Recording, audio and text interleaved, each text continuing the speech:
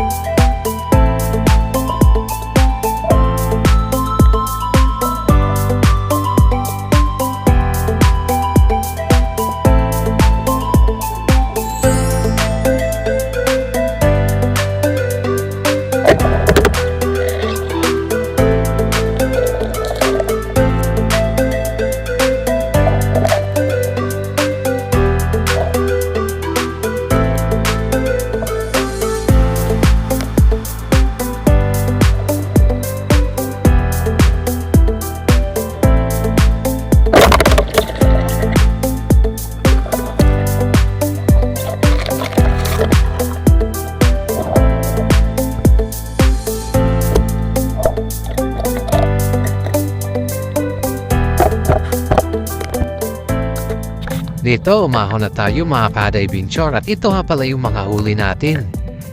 Halos lahat mahamulod. May manlalara pero kaunti lang. Pero malalaki naman. Kita nyo? Halos kasing laki ng palad ko. Malalaki yung mga mulod dito mga ka-adventure. Good spot to, good spot. Ilalagay na natin sa yelo mga ka-adventure para manatiling presko yung isda para sa pagbinta natin dito bukas. May pang-ulam na tayo at pambinta mga ka-adventure.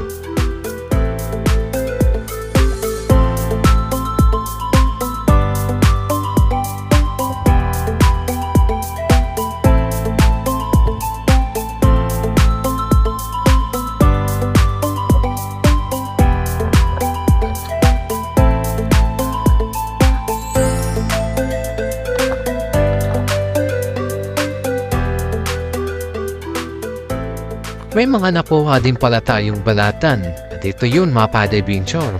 Purun kong tawagin sa amin.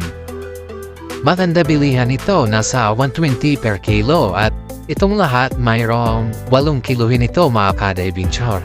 At ayun, bago matapos ang video, shoutout muna tayo sa ating mga viewers and supporters.